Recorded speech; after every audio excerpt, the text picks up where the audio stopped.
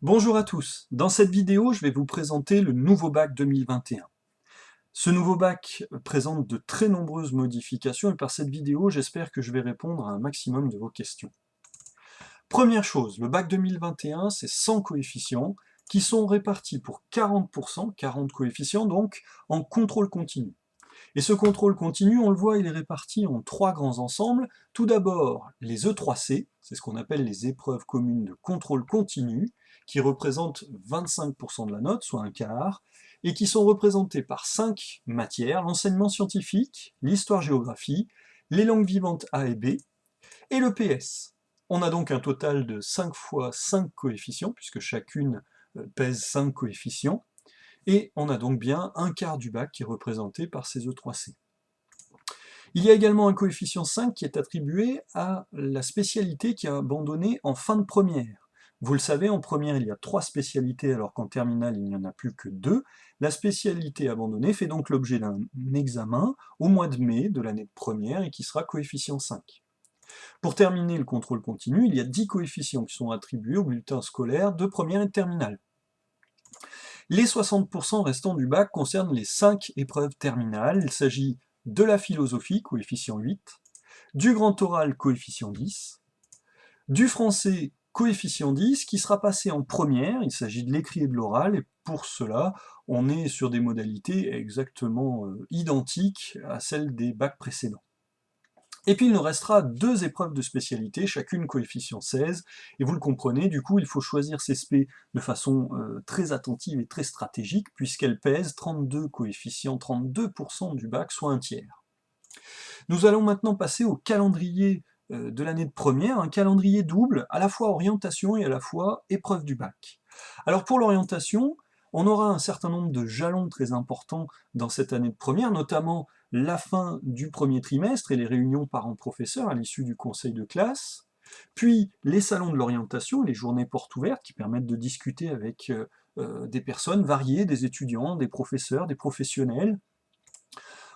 Au deuxième trimestre, il va falloir également se positionner sur l'abandon d'une spé pour la terminale et donc déjà envisager une terminale un peu spécifique avec 2 spécialités et donc un projet post-bac qui va s'affiner au cours du troisième trimestre pour une inscription en terminale au mois de juillet. Les épreuves du bac, on l'a dit, c'est majoritairement ces épreuves communes de contrôle continu, les E3C. Il y en aura 3 séries, 2 en première, une en terminale. La première série arrive très tôt, puisqu'elle arrive au mois de février, et elle concerne seulement 4 des 5 matières. Il n'y aura pas de 3C numéro 1 pour l'enseignement scientifique, car il n'y a pas assez d'heures pour envisager une épreuve dès le mois de janvier-février. Cette épreuve arrive fin janvier, début février, et concerne donc ces 4 matières du tronc commun.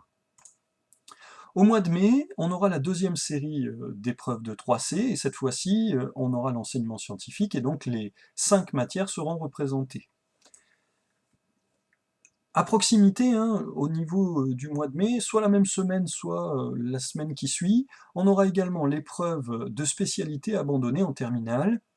Il s'agit d'un écrit généralement de 2 heures, sauf pour les disciplines artistiques qui ont des modalités beaucoup plus variables, et qui représentent un coefficient 5. Si l'aspect abandonné, c'est les SVT, il y aura un écrit de 2 heures sur 20 points qui se répartit en 2 exercices, 10 points pour une synthèse de connaissances, une rédaction, une argumentation sur ces connaissances, et puis un exercice sur 10 points également, d'analyse de documents. Vous comprenez aisément pourquoi je travaille ces méthodes dès la seconde avec les élèves, puisque il se peut qu'ils se retrouvent avec une épreuve de bac dès le mois de mai de l'année de terminale sur ces types de méthodes.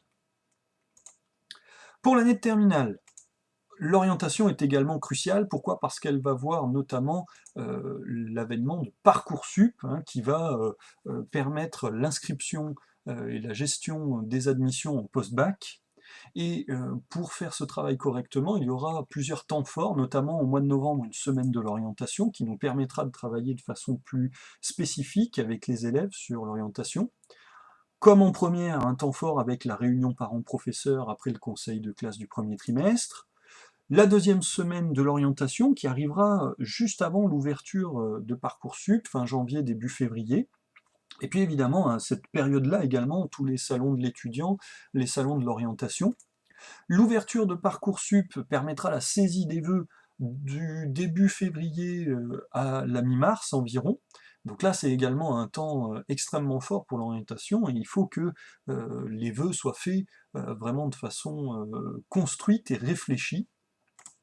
Et puis les résultats de Parcoursup arriveront à partir du 15-20 mai environ, et se dérouleront jusqu'à la fin juin pratiquement, jusqu'au début des épreuves terminales, où la phase complémentaire débute pour tous les élèves qui n'auraient pas eu des vœux satisfaisants.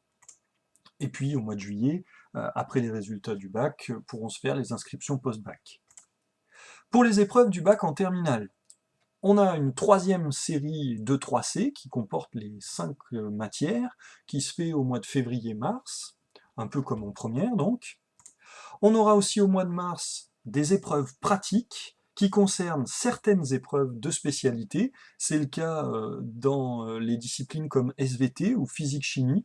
En particulier en physique-chimie et SVT, on a une épreuve de CE, c'est l'évaluation des capacités expérimentales, ce qu'on appelle les TP-Bac. C'est une épreuve d'1 heure qui se fait au laboratoire du SVT avec un enseignant qui va évaluer. Elle comptera pour 5 points de la note de spécialité. En conséquence, l'écrit de spécialité en SVT ou même en physique ne comptera que pour 15 points, auxquels seront ajoutés les 5 points d'épreuves pratiques. Les écrits de spécialité arrivent, on le voit, beaucoup plus tôt que dans l'ancien bac, puisqu'ils arrivent au mois d'avril. Pour ce qui est des SVT, l'écrit c'est 3h30, 15 points, et il est réparti en 2 exercices, une synthèse sur les connaissances et une analyse de documents. Alors, comme ces exercices arrivent très tôt, hein, dans la fin d'année, là, au mois d'avril, certaines parties ne seront pas exigées pour l'écrit. Et par contre, elles pourront faire l'objet d'une évaluation sur l'oral. Et donc on a en SVT 4 parties qui ne sont pas exigibles: les mécanismes de diversification du vivant, la domestication des plantes, les conséquences du réchauffement climatique et le stress. Ça, c'est inscrit dans les bulletins officiels, et c'est vrai pour toutes les spécialités, donc n'hésitez pas à vérifier ces choses-là, puisque ce sont des documents qui sont publics. Pour terminer ces épreuves de bac, il reste les 2 épreuves terminales, la philosophie, 4 heures coefficient 8, et le grand oral, 40 minutes coefficient 10. Les résultats du bac, ça ne change pas, arriveront autour du 4, 5, 7 juillet, et les rattrapages viendront juste à la suite pour permettre à des élèves qui auraient entre 8 et 10 de pouvoir rattraper leur bac. Pour ce qui concerne les épreuves de SVT, je vais revenir dessus, notamment sur l'écrit. On l'a dit, 3h30 d'épreuve, 15 points, puisqu'il y a 5 points de TP-Bac, 2 exercices, un exercice de synthèse sur 6 à 7 points, où il faut rédiger un texte sur la base de ses connaissances. On peut également avoir des QCM ou des documents en support. Pour le deuxième exercice, il y a beaucoup plus de points, 8 à 9 points, c'est de l'analyse de documents. Et si cet exercice a été un petit peu augmenté en points, c'est qu'il y a des chances que ces documents soient beaucoup plus nombreux que par le passé. On avait coutume d'avoir entre 3 et 5 documents, et on nous dit qu'il pourrait y en avoir beaucoup plus, 6, 7, 8, voire 9. Donc ce sera vraiment une analyse un peu plus complexe, et c'est pour ça qu'elle est revalorisée à 8 à 9 points. Il y a aussi la possibilité qu'il y ait des QCM pour tout ou partie de ces exercices. Ça, c'est quelque chose qui était déjà présent dans les anciennes moutures. On peut par exemple avoir une synthèse sur 4 points, et puis un QCM sur 3 points. Ça permet de diversifier aussi les modalités d'évaluation. Pour ce qui concerne les ECE, l'épreuve pratique, l'évaluation des capacités expérimentales, on l'a dit, c'est une épreuve d'1 heure en laboratoire, 5 points, pour donc cette note de spécialité. Et on a 2 grandes parties, l'étape 1 ou A et l'étape 2, qui chacune se séparent en 2 sous-ensembles. L'étape 1 va être constituée de 2 types de travaux. La première, qui est relativement courte et qui se fait à l'oral avec le jury, c'est la stratégie expérimentale. Le candidat va devoir dire qu'est-ce qu'il veut faire, comment il veut le faire et à quoi il s'attend. Une fois qu'il aura fait cette stratégie, il va réaliser la manipulation, ça peut être une expérience, une manipulation informatique, etc. Alors, cette partie, elle forme un même ensemble. Pourquoi? Parce que la stratégie, on va pouvoir revenir dessus pendant l'évaluation de cette première étape, si bien que si un élève a oublié quelque chose, il peut revenir dessus. Dans cette étape 1, ce qu'on attend vraiment, c'est que le candidat soit capable de faire par lui-même, qu'il y arrive finalement pratiquement tout seul. Alors une aide mineure est possible, mais dès qu'on va aider beaucoup plus le candidat, il risque de perdre des points. Pour l'étape 2 ou étape B, on parle parfois de A1, A2, B1, B2 pour ces quatre petites flèches. Pour l'étape 2, donc, on a la présentation des résultats et la conclusion. Pour la présentation des résultats, ça peut être des tableaux, des schémas, des captures d'écran de logiciels. Et les trois éléments d'évaluation, c'est d'avoir quelque chose de techniquement correct. Il faut que ce soit un tableau qui soit bien refermé, qui soit titré, qui soit renseigné correctement. Il ne faut pas se tromper sur les valeurs, sur les colonnes. Il y a des élèves qui intervertissent certains enseignements. Et puis, les résultats doivent être bien organisés, c'est-à-dire qu'ils doivent répondre à la question de façon efficace et visuelle. Il faut déjà qu'il y ait un certain nombre d'annotations qui donnent des réponses.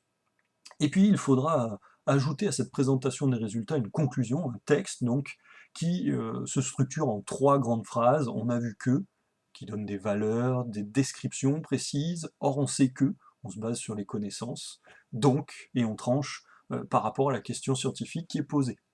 Vous le voyez, le temps maximal pour l'étape 1, c'est 40 minutes, et le temps conseillé pour l'étape 2, c'est 20 minutes. Donc on a un total de 60 minutes pour cette épreuve pratique. Pour terminer les épreuves de bac, je voulais revenir sur l'épreuve du grand oral. Vous l'avez vu tout à l'heure, on a dit qu'elle correspondait à 40 minutes et coefficient 10. Dans ces 40 minutes, il y a en fait 20 minutes de préparation et 20 minutes de passage.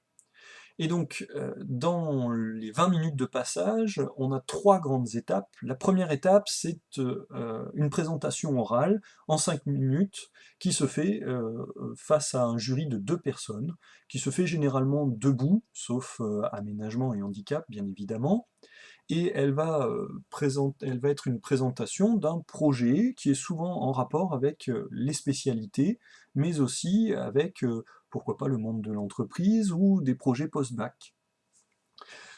À la suite de cette présentation orale, il y aura un dialogue avec le jury, une séance de questions qui se fait en 10 minutes, des questions qui émanent d'un jury de spécialité, d'une des spécialités qui est représentée, donc des questions précises, mais aussi d'un jury qui sera un peu plus naïf, qui sera peut-être issu d'une autre discipline, mais qui du coup aura une vision un peu plus généraliste et finalement un dialogue qui sera assez complet pour que le candidat ait bien compris l'intégralité de son sujet.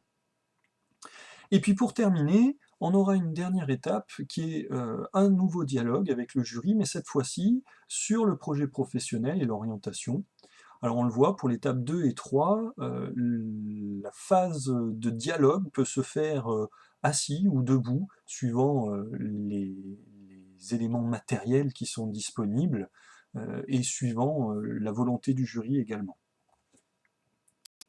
Je termine cette vidéo sur le bac 2021 pour vous présenter quelques ressources, en particulier des sites internet, le site de l'ONICEP, onicep.fr, qui est une ressource extrêmement importante pour travailler l'orientation, le site terminal2019-2020.fr qui présente un certain nombre d'éléments pour travailler son parcours post-bac, donc un parcours vers l'enseignement supérieur en partenariat avec l'ONICEP, mais aussi qui rappelle un certain nombre de jalons dans l'année. Et puis enfin mon site ISVT qui permet de retrouver tous les cours, les TP, les exercices et qui présente un certain nombre de liens, un blog, donc une ressource particulièrement intéressante. Je vous remercie pour votre attention, je vous souhaite une très bonne journée et à bientôt sur ma chaîne YouTube.